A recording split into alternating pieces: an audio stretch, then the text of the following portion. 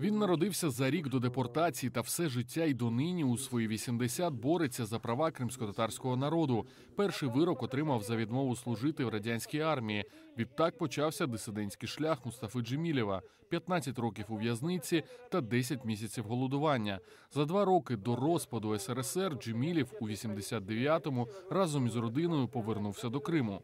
Тогда еще вели разговоры, то в 80-х годах мы вели разговоры о том, что ну да, ясно, что при нашей жизни мы не сможем вернуться, поэтому надо готовить следующее поколение людей, которые после нас будут бороться за Крым.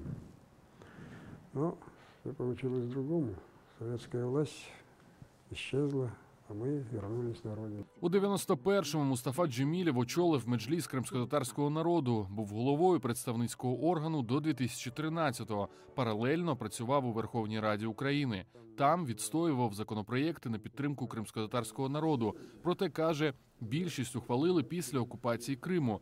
Зі ще не зробленого Джемілєв називає внесення змін до Конституції щодо створення кримськотатарської національно-територіальної автономії. У такому разі кримськотатарська мова стала б другою державною на півострові після української, а представники кримськотатарського народу мали б квоту – третину у державних органах у Криму. Потому что в соответствии с нашими законами в военное время менять Конституцию нельзя.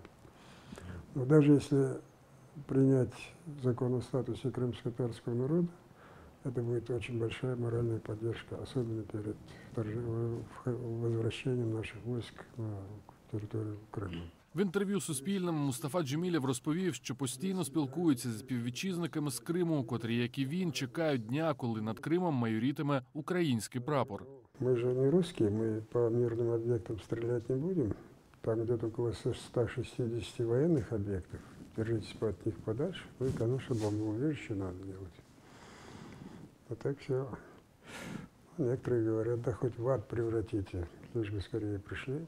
У квітні 2014-го росіяни заборонили Мустафі Джемілєву в'їзд до Криму спершу на 5 років, а в 2019-му подовжили аж до 2034 року. Сам він каже, найбільше бажання нині звільнення батьківщини від російської окупації.